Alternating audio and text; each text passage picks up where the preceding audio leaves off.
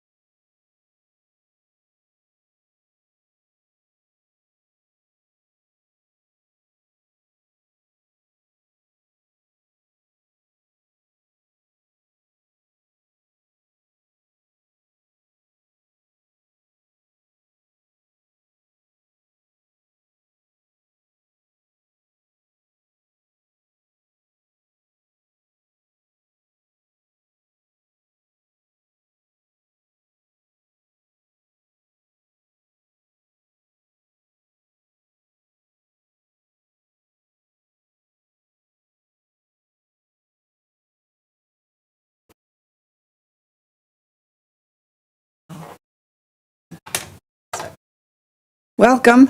Welcome to the Library Board meeting. It's 4 p.m. on Thursday, September 9th, 2021. I'm Ruth Ann Webster. I'm currently serving as chair of this board, and I will call this meeting to order. We'll start. I'll have a motion to approve our agenda. I so move. I have a motion. Do I have a second? Second. Any questions or comments? All in favor say aye. Aye. Opposed, same sign. And now we're happy to have the Executive Director of Travers to Sioux Regional Library System with us, Ann Hokanson. Please introduce yourself. Hi, yeah, thanks for having me come on over. I guess I should say not up. I'm Ann Hokanson, and I work for the Travers to Sioux Library System that's headquartered in Mankato, and New Ulm Public Library is a member. So are all of the libraries in Brown County and all of the public libraries in the 9-county area. So we collaborate together to make sure that citizens across our part of the state have access to library resources. So all of the public libraries in our area are members. Most are on the shared catalog that we use to loan materials back and forth between library systems. In fact, all libraries in Minnesota are members of one regional system or another. There are 12 systems in the state. So we're all covered by that. The systems were set up by state law, actually. So I want to first just thank you for having me come.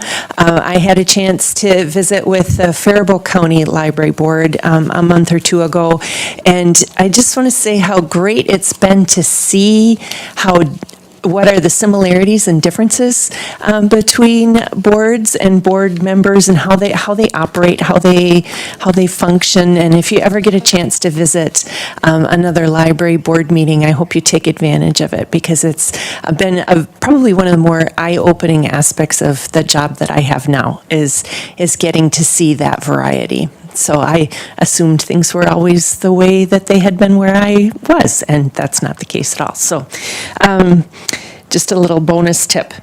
I want to just tell you a little bit about Travers Dessous Library System, and then also tell you the role that New Ulm Public Library plays in it, what they contribute to us, and hopefully what we contribute to them, and then overall how it works for Minnesota. I understand that some of you are relatively new. Some of you, how many of you have served less than a year in your role on the board? Okay, so thanks. So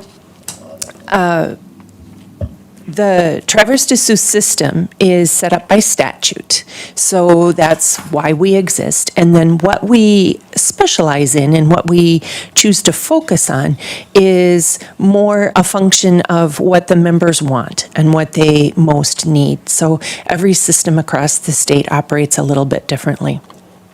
What we do most of our effort is on providing internet to public libraries, the shared system, centralized cataloging, and delivery, moving those physical materials hither and yon from one library to the next. That's where most of our time and money is spent. You know, we have a pretty sizable budget, but when it really comes down to it, we only have 8 individuals, 7 FTE. Most of our big ticket items are the cost of the software to run the shared system, or the delivery contract to get the drivers to bring things in and out. We're a pretty small operation overall when you think about what's actually happening in our office.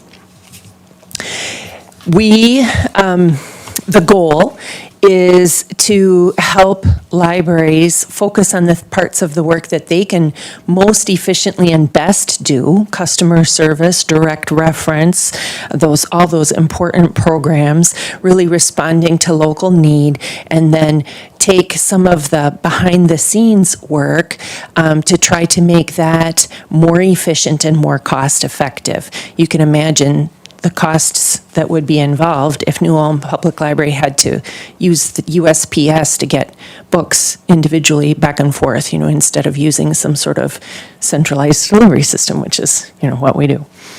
I'd like to say that in addition to that, although it's a small part of our budget, it's probably what we talk about most often are these extra services, the things that we do above and beyond those core services, and that's that ACHF programming, that arts and cultural heritage programming.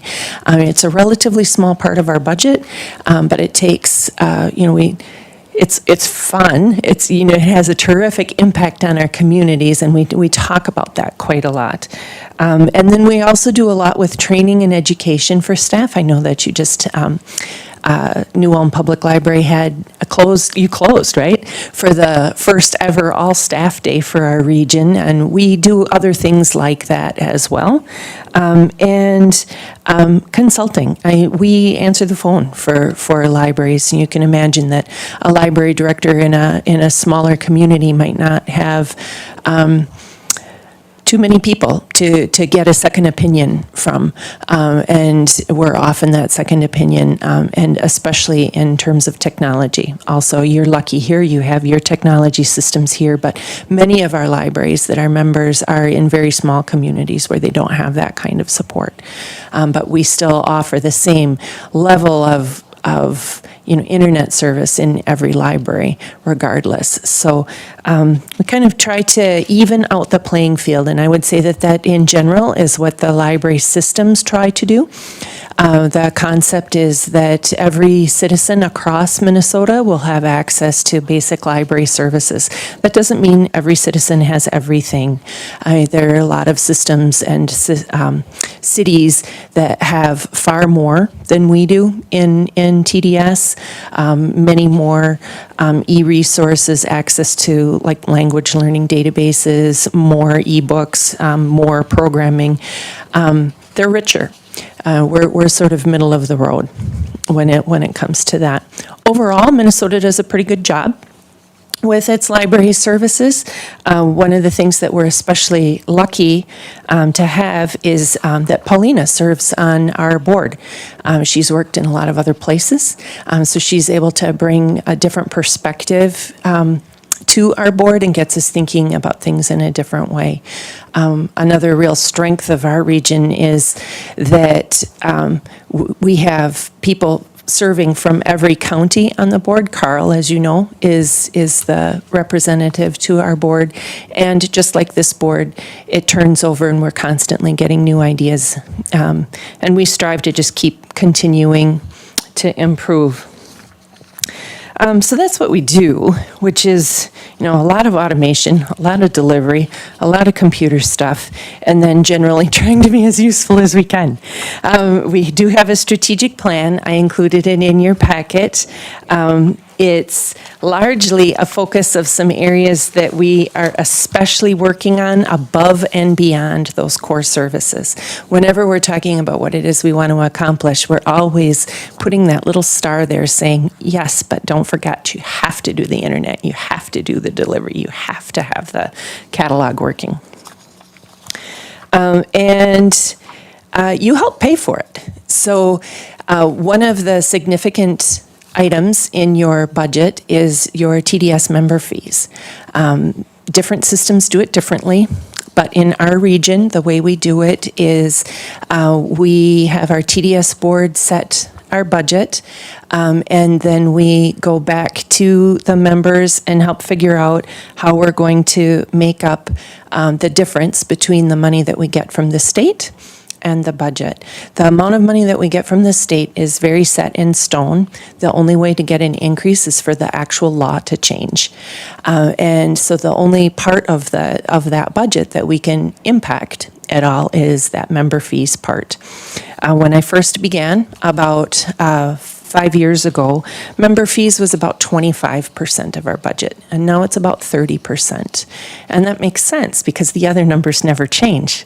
So the only part that can grow is that member fees part, which in and of itself, maybe isn't a problem, but I feel that we have a responsibility to every citizen in the state to kind of do our share. And I think that when that means a partnership between the state and local and regional governments, that's, my personal opinion. If you look on the blue sheet of paper, you can see that tiny dark blue line across indicates the amount of state funding that we've received over time. And you can see that number is, it's flat. That line is flat. And the green and blue above is a combination of it. That's the local support, whether it's county or city. And you can see that that's grown gradually over time. But that state number hasn't grown and cannot grow. unless they actually change the law. So when we are talking sometimes about the work that we're doing when we're contacting our representatives and senators, we're always talking about an increase in RLBSS funding. That's Regional Library Basic System Support. And those are those state dollars that get distributed amongst the systems that then help make sure that not only do we function, but that all of the systems function.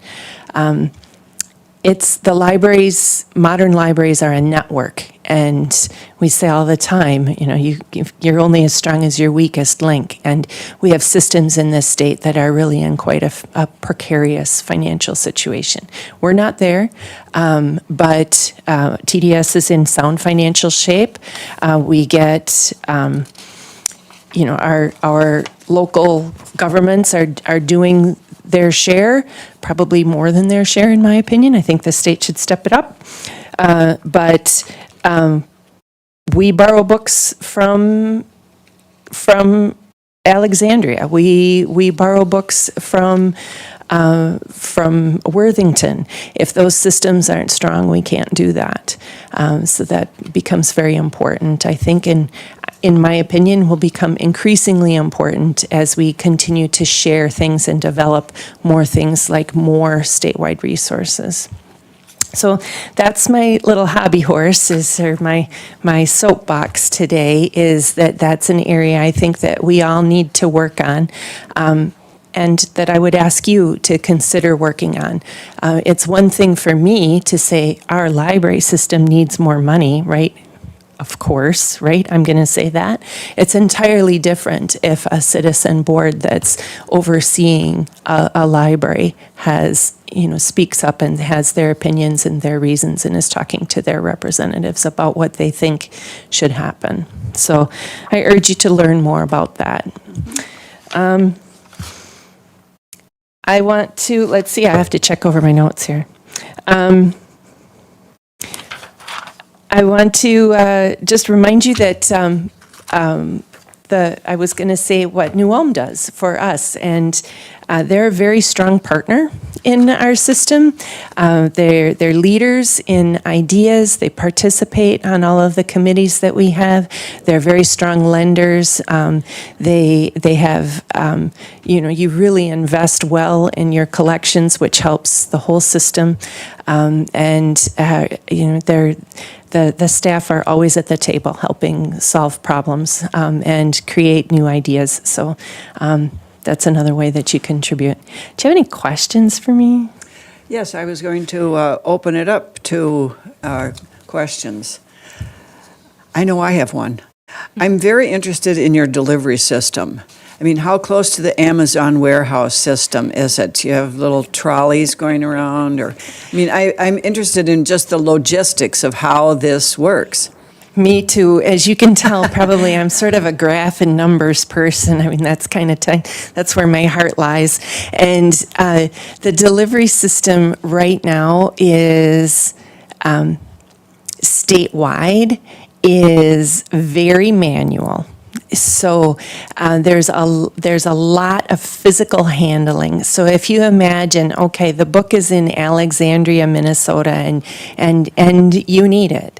And for that book to get from a shelf in a library in Alexandria down to here gets touched so many times, physically touched by a person so many times. There's a few of the large systems have these automated sorting systems that can operate. We don't have anything like that in TDS. We try to use the computer systems a lot, but we're a long way from being as efficient as state-of-the-art automation could make us. There's a lot of reasons why we're not there. Probably, in my opinion, the biggest reason that we're not there is we don't have, we pay for the delivery system in a very distributed way. New Ulm Public Library pays staff people to handle the books there, and that cost is just into your budget. You don't like have this is how much it costs us to do staff delivery line item, right? And TDS has it in our budget. Minitex has it in their budget. We use some grant money that comes from their budget, and all in all. So we don't do a very good job of adding it all up and saying, if we took all of that money from all of the sources, could we do it in a different way? And that's just a lot of governments and agencies and deciding things like that. Those are the kinds of things that keep me up at night. It's like, there's got to be a better way. I think there is. That's definitely something that I work on. I was just in a meeting with some people that are involved with that at the state level, talking about when we change, if we change our automation system, making sure that it would align with anything that could develop statewide in the future. I don't want to put us in TDS in a situation where we're holding development back. I want to position us so that we can take advantage of change when it comes. Okay. Ting, ting. Yeah, I also have a more like a personal question. Yes, and I personally use TDS a lot. So I work at a Martin Luther College, and our library is part of it too. So I usually, try to get books through our library, and I also get books from New Ulm Public Library. Then when I return them, does it make a difference? I try to sort them out. I got those books from other libraries through MLC, so I try to bring them back to MLC. I don't want that to save you time or Okay. or that it doesn't make a difference. I should just dump all of them to New Ulm Public Library. That's a great question, Ting Ting, because what the standard answer that we'll say to the general public all the time is, it doesn't matter. Pick your stuff up from wherever, drop it off from wherever. But of course, in real life, it's a lot of touching books. So in real life, if it's just as convenient for you to turn them back to the library where they need to get back on the shelf, that's great. But we would never say, oh, and therefore go way out of your way to go do that, because it isn't really, the truck's got to go there anyway. We got to unpack the boxes anyway. So please, certainly we don't expect people to go out of their way. We'll get that question kind of a lot, especially from like a rural family who, especially if they're homeschooling and they, get lots of books from different places, and maybe they go to Winthrop Library one day and to the Gibbon Library another day. We'll say, yeah, actually, since you're driving by there, sure, drop them off. You don't have to, that'd be great. But the official answer is put them wherever you want. Second question, just how big is this system? Like, are all the libraries in Minnesota part of the system? Or, because I'm wondering, like, sometimes I want to get a book from MSU Mankato, but it seems like they are not part of this, right? That's a very good question, too. So the MSU Mankato is actually a member of TDS. We use TDS in a lot of different ways. So TDS is the name of my organization, which is the members, which means all of the libraries in these 9 county areas. When people who use the libraries and their library card says TDS, they're thinking of the members who are on that shared catalog. And MSU is not on that shared catalog. Now, it is also true that at MSU, you, as a member of the public, it's a state university, you are perfectly entitled to go in there and use their materials. You can do that. Okay, good to know that. Other questions? Yeah, I can talk libraries from here until tomorrow, so. Right. Any other comments from the staff or anything? Well, as a member of this board as well as the TDS board for the last year and a half or thereabouts, although we haven't met physically in the offices since probably February or March of 2020, I am very impressed with Ann's operational skills, management skills, and staff that works at TDS as well. They're a very good group, and I think our library system is in good hands, and I think looking to the future, they're on top of the changes that may be coming and foreshadowing of what's going to be best for the communities and the citizens of the TDS region. So I want to thank Ann for coming today and the great job that she and her staff does. Well, thank you very much. That's nice to hear. I appreciate it, and we're only as strong as our members. And we've got really terrific libraries in our area. We stand up measured against some of the most famous systems in the state. We do just fine. So, Well, thanks. Thank you very much for coming. And thank you for arranging it, Pauline. Thank you very much. Good. Well, back to our regular agenda. We have the minutes from our last meeting, and they were provided to us in our packet, so I will take a motion to approve those minutes. I so move. Do I have a second? I'll second. Well, I've got a motion and a second to approve the minutes of our August 12th meeting. Any questions, concerns? Hearing none, all in favor signify by saying aye. Aye. Opposed, same sign. Okay, we pass. We have minutes. Now we have a financial report. We are 66.85% through 2021, and our budget is approximately 62.62% expended. Nothing pops out in terms of any of our percentages. Our audiovisual supplies are a little bit over because of overdrive, and our books, I'm not sure if I mentioned it last time, we received some monies to purchase large print books for the collection, and that will be reflected in the book budget line item, so that will be a little bit higher than normal. And we did find out that the grant we received for that, there's an opportunity for us to reapply for additional funds, and that's due next week. So we'll be doing that. It'll let us add more large print books to the collection. Any questions or comments? I noticed that the meeting room rental is apparently down. Yeah, we have a couple groups and organizations that have started to rent again. We were definitely weren't seeing many rentals this year yet, but it's picking up a little bit. Okay. But yeah, it's significantly down than normal. Well, it's the times. Yes. The times.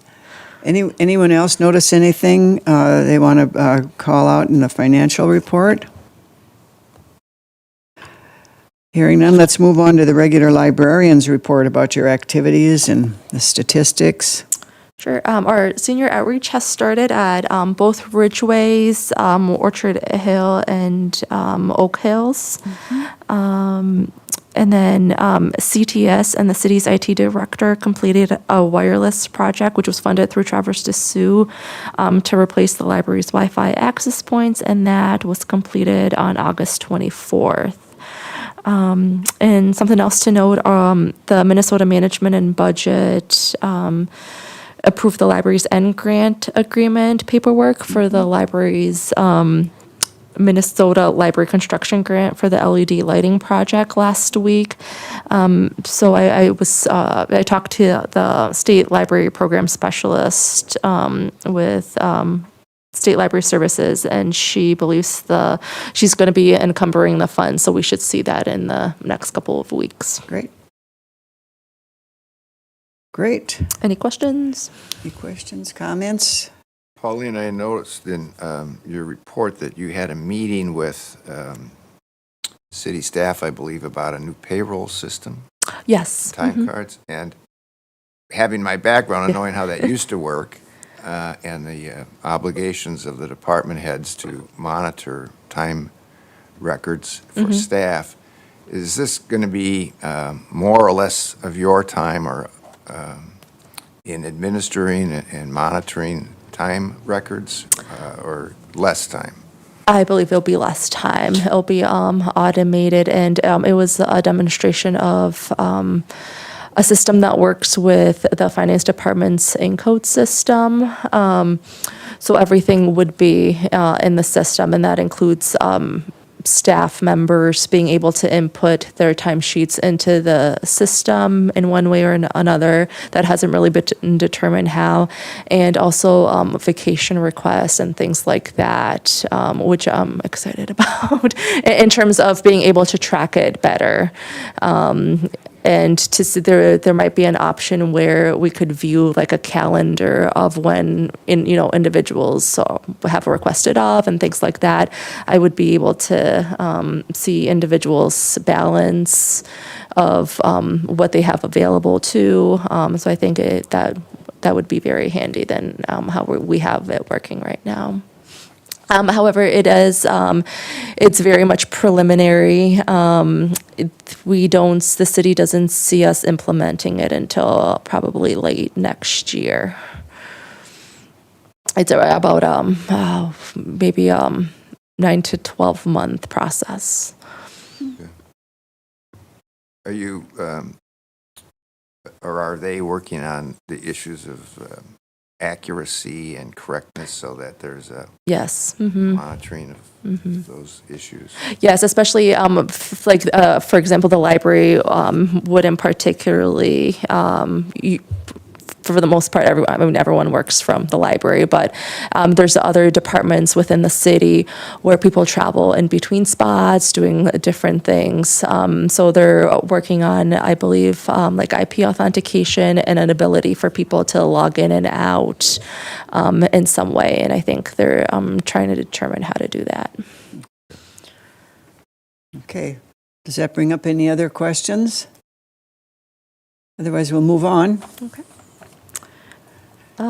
Enclosed are the two calendars we have for programming, and one thing to note for adult programming, the Programming and Technology Services Librarian has been coordinating and planning an emergency preparedness fair that the library will be hosting in September. That will take place on Monday, September 27th from 2 to 6. And he's been working with the county and city emergency management personnel, the fire department, American Red Cross. It will feature informational booths and demonstrations to promote individual and community preparedness for both weather-related and human-involved emergencies in the area. And for the most part, we do have two calendars because we couldn't fit everything on one. So we have story times that will resume on the 13th, as well as some other things in the children's room in our book groups. Everything is for the most part in person. I have just a thought Oh, or sure. question based on my personal experience. So years ago, when I came to the library, one time I was speaking Chinese with my boys. I raised my boys bilingually, and a boy around like 4, that was like 2, at least long time before COVID happened. He overheard me and asked me, "Are you speaking Japanese?" And I was really like happy. So like, oh, he heard a foreign language, and I was able to, heard that. And then I said, "Oh, no, that's Chinese." I was speaking Chinese with my boys. And I asked him, like, being just a teacher, the nature of me, like I asked him questions. I asked him, "What language do you speak?" And he said, "I speak normal." That was his answer. And so later, this happened again last Sunday, actually, when I was at a park. Another boy, maybe just several months younger than my older son. My son is 4.5. And he was clearly actually upset that I was at first speaking Chinese with my boy and then speaking English with him with an accent. And he was constantly asking me, "Can you speak normal? Can you speak normal?" And then I also try to explain that, it's part of my work. I work at a cultural engagement center at MLC, and I teach about diversity and all this kind of stuff. So I try to tell him, I grew up in China. Chinese is my first language. English is my second language. That's why I talk differently. And I also asked him, "So do you know China? And like, have you had Chinese food?" And he was like, "No, I don't eat Chinese food. I eat normal food." Again, he said that. So I just, I had this concern, like, is there a way that we could do something with the kids, help them? Maybe not about the language culture. I actually do Chinese story time in Mankato at the Blue Earth Library County. And I requested to contact them because my first experience here. And I chose there because there are more Chinese families. So when I do it, usually there would be like between, I would say 5 to 10 Chinese families who would bring their kids over. And also American families who adopted Chinese children. They will come to my study, to Chinese story time. And because COVID, we closed it. We're gonna start again in springtime. However, so I just wondering, like here, like is there a way I can serve, or can we just increase the awareness of cultural differences, like in some capacity for our kids? It's normal at their age, 4, 5, they will notice language differences. They will notice all these differences. But if we don't talk about it, they will eventually they'll become bias and then, discrimination. So I'm just curious, how. So our youth services librarian and I have been talking about, I don't know if it's October or what month or November. There used to be like an international story time kind of thing going on. Did a Chinese New Year once last year online. We had that, but due to COVID, we didn't really see much things. But we were thinking about, we have a great staff we have someone on staff who speaks Mandarin, Dutch, French. So we were thinking about just doing story times in other languages during the month. We haven't really formulated that or figured out whether or not we'd use the same book or something else. It's like it would be a matter of finding some materials within the state too in story times for kids. But that is something we've been exploring to do. Yeah, or not just like in that language, maybe just a concept, sharing. There are people who speak different languages, eat different food, and that's also normal. Right, So yeah. just that concept, I think it's just really, like the other day, it really hurt me, Even though this is my work and that's what I do, but I see how upset he was. Okay. So I thought, if there's something we can do or even I can help, that would be great. Oh, sure. Yeah, for we'll the community. we'll reach out. Yeah. Thank you. Thank you so much for bringing that to everyone's attention. Yeah. It's part of our work. Is there anyone else want to talk about programming or anything that they've seen in this report? Otherwise, we can move on to the Brown County. Okay. Just a note, we met about 2 weeks ago with the Brown County county commissioners, the library directors, and a couple of patrons for the annual budget appropriation meeting. And the commissioners were in favor of a 1.5 increase for the county library board. However, they did note that final budget numbers wouldn't be available until December, or wouldn't be approved until December.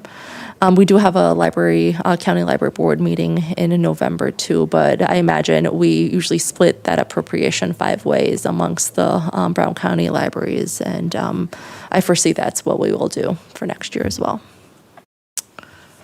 Anything else? I can move on. In terms of the 2022 library budget, the department heads met for a work session with City Council on Tuesday, and as of right now, we're currently still as is, and there are no plans to deviate from what we presented to the Finance Department. We are still slated to use not the library budget, but the 290 building fund to replace the upper roof, which will run about 120,000 and 3 HVAC units on the roof. So all is set to go. Otherwise, all other requests from the general fund are moving forward at this time. We did have some rain last week and some buckets about, but we had GOG out this on Tuesday, and we believe what they did along like one of the perimeters. The maintenance technician and I are very much excited. We think it might work. So until we get a new roof, so I think we're set. Yes, but please knock on wood. Our history book club commented. Oh, did on they? The buckets, Okay. yes, Yeah. the bucket brigade. Yes. I think it's solved. Oh, well, Yeah. let's hope so. Anyone else have any comments or concerns or questions here? All right. Now, we know we have an addendum, Yes. but should we Should we do the action items first, or? Yeah, we can add that. That was just an anticipated addendum since the Right. RFP closed Right. on Tuesday. Okay, can we've go on. got a couple action items here. And the first is the resolution approving the 2020 library fees and fines schedule. We have that in front of us. Doesn't seem like there's a lot of changes, but did anyone see anything that they had questions about or wanted to comment on? So the two major changes are the $2 flat charge for 3D printing for a print with an hour charge for prints taking more than an hour. And then we added a $5 a day overdue fine on Library of Things materials. Otherwise, everything else is as it has been.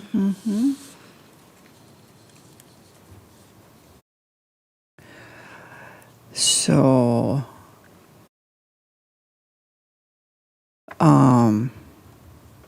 So it's just the first reading. It'll be presented again This is, next this is month, just yeah. the first reading. We'll have to do Yeah. this next time, okay? So if you have any questions, suggestions on any changes, please let us know too. All right. And then the next resolution is the resolution 2021-26, the first reading and adoption, which is approving a late open on December 10th. And there is a scheduled library staff meeting to be held on Friday, December 10th at 8 a.m.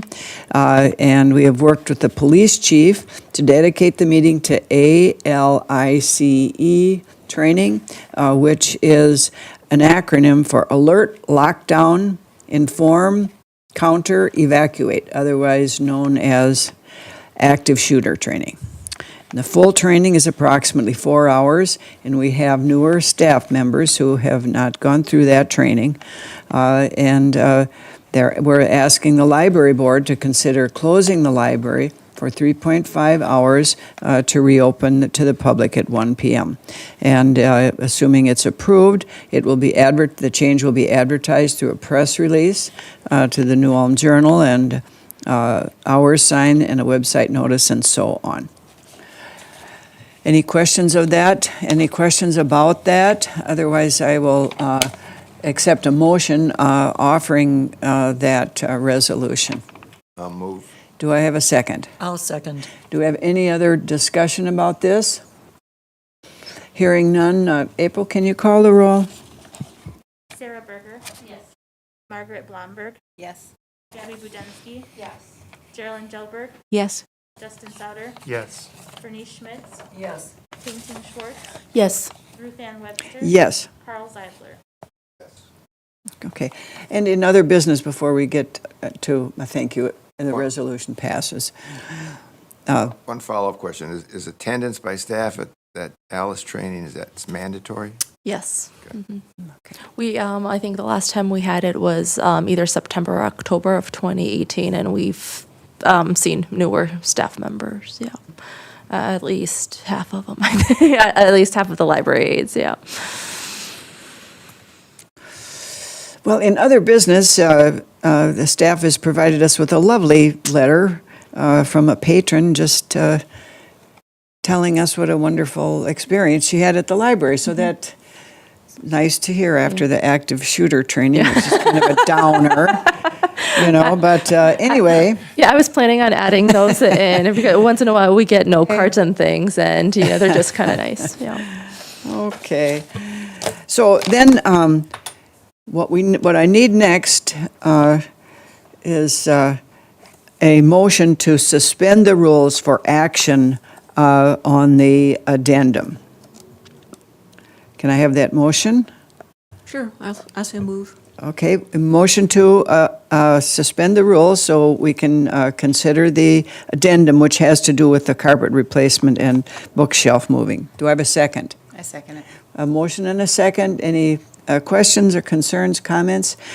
Hearing none, all in favor signify by saying aye. Aye. Opposed, same sign. We have suspended the rules.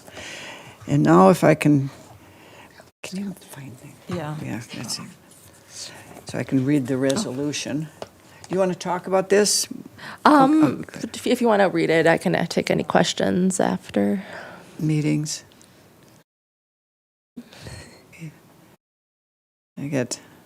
Trying to find I have to read the resolution. Okay.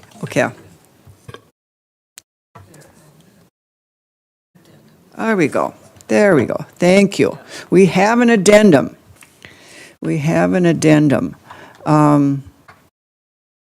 Now, all the information was previously provided. Let's see. Okay. Here is the first reading and adoption of Resolution 2021-27. The library did send requests for bids pertaining to replacing carpet and bookshelf moving in the fiction floor of the main library. And bids were sent to 3 vendors posted on the website, and 2 vendors did submit quotes. They asked for the following information: removal and installation carpet, subcontracting with bookshelf movers to use lifts that move shelves of books to clear the area, how many days to complete, and a commercial package for the listed carpet material. And the 2 bids came in as follows. Number 1, Hiller's Flooring America, $23,517. And per the bid, the cost for installation labor is $11,664, and moving stacks is $5,625. In follow-up correspondence, Hiller indicated that the material is running 4 weeks to order, and they would be able to install as soon as the material arrives, and it would take 1 week for the installation. The second bid came from Pullman Lumber and Design, $34,075.26. Per the bid, the cost of installation labor is $13,639.50, and moving bookshelves via 2 men and a truck, marking, removing, and boxing up books 3 times for carpet installation and returning books to appropriate shelves, is $10,340.44. In follow-up correspondence, Pullman indicated that they would be available mid to late November to complete the work, and that they would need all 14 days for the project. So there's some differences in the 2 bids in addition to the cost. As a part of the 2021 budget, the library board did approve the use of money from the fund balance for this project, and it's indicated under this particular line, interior renovation. And the library director recommends not closing the library while work is complete, because library traffic tends to decrease in the fall. So before I can finish this resolution, we have to make a decision as to which vendor should be awarded the bid.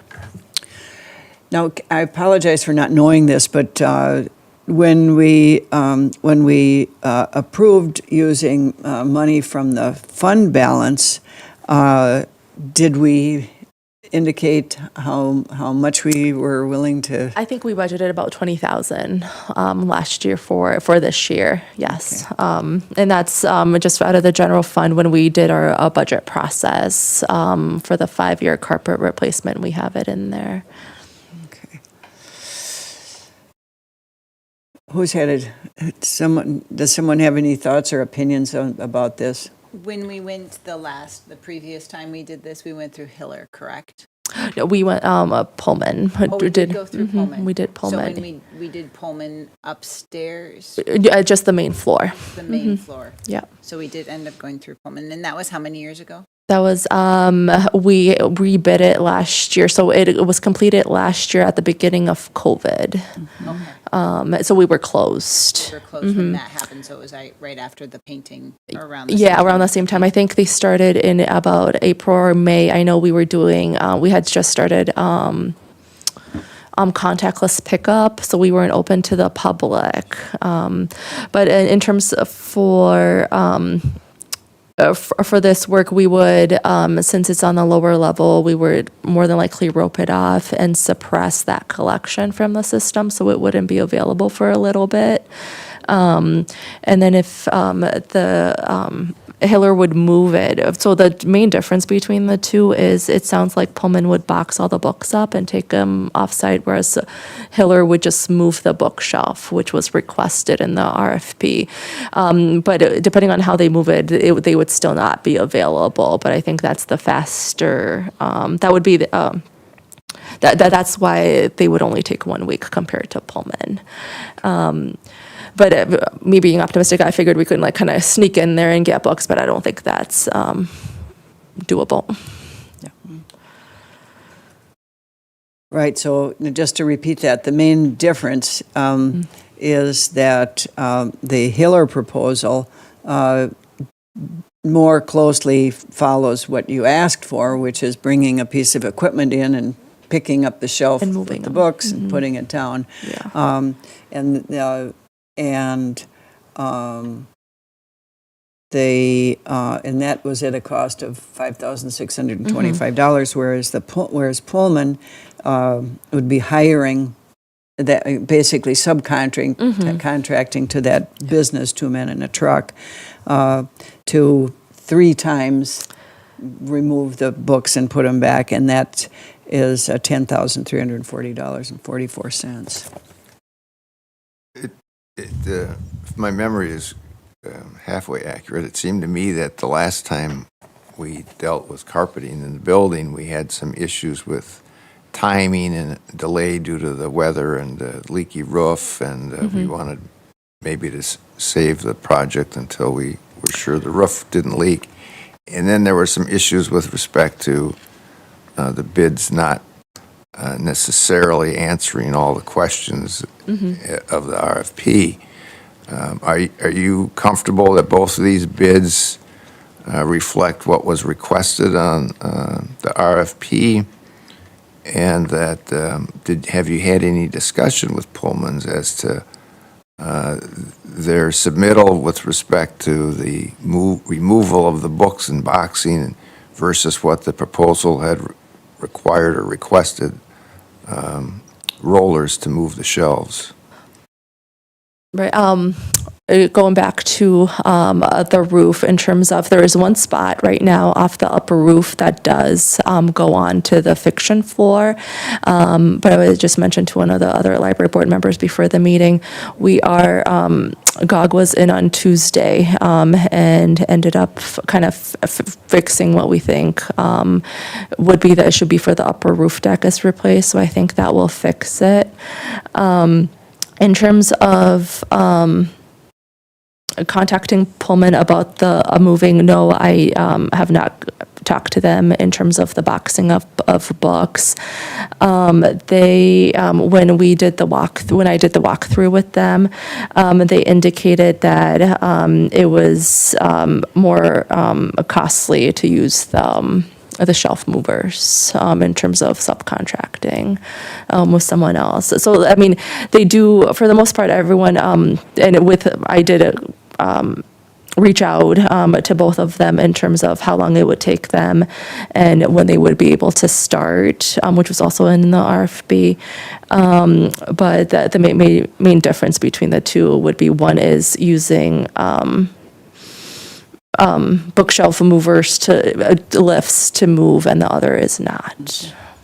And that was what requested in the RFP, was bookshelf movers, just to reduce the time that it would take to do the project.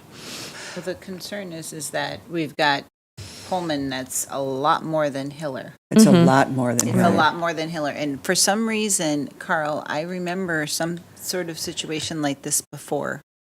And I don't remember when it was, that something was much, I even want to say it was Hiller, but I don't know exactly. It was, so we rebid it last year. I think it was the other way around, where one was, I think it was, we had 3 quotes, and one was, I think the library board decided on the middle quote, because they provided movers or something. So, and then we ended up rebidding that, yeah. Yeah. I vaguely remember some of that, but the price difference is so large here. I think it would be a disservice not to make sure that Okay. because Pullman's, it looks like from kind of going back and forth that Pullman's, the most expensive thing is the moving of the books, or the biggest difference. Right, and I believe Hiller owns their own lifts to move. Yeah, Those sort of yeah. things. So I don't know if it's the movers or installers who do it, but they have. I think they own that equipment themselves. Yeah. Well, and then the other difference is the timing, which is Hiller has said, I'm not sure when I can put it in. Oh no, they would. So they would order it, and then just the arrival is 4 weeks out from when they place the order. But for over $10,000 difference, I think we can wait 4 weeks. Well, and either one of them is about, depending on when we're looking at, we're still Right. looking at November. Right. Yeah, late fall By the sometime. time Yeah. we figure things out, right? We're slow sometimes. Right. Government. Well, is that a motion to complete the resolution awarding the bid to the lowest bidder, which is Hiller Flooring America? Or are we still move that. talking about that? I have a motion. I have a motion to complete that resolution by filling in the vendor number 1, Hiller Flooring America. Do I have a second? I'll second. All right, I have a motion and a second. Anyone else want to make any more comments or ask any more questions of staff? Hearing none. April, can you call the roll? Sarah Berger, Yes. Margaret Blomberg, Yes. Gabby Budensky, Yes. Geraldine Jelberg, Yes. Justin Souter, Yes. Bernice Schmitz, Yes. Ting Ting Schwartz, Ruth Ann Webster. Yes. Carl Zeidler. Yes. Resolution passes. No other business. I do have one more thing. I know it's not in here, but that was close. I'm sorry. We have a friends meeting coming up, I believe, on September 21st. It's a friends board meeting, and we did receive the resignation of our board president, Chris Troutloff. So if anyone wants to become a friend, either the board, we would love more friends. Yeah. Speak to the audience. Yeah, We need we a would friend. love There's new an friends. opening. Yeah. There's an opening for a friend. So if anyone wants to join the board there, we'd love to have them. Good. That's it? All right, meeting adjourned. Great. Yay. Thank you.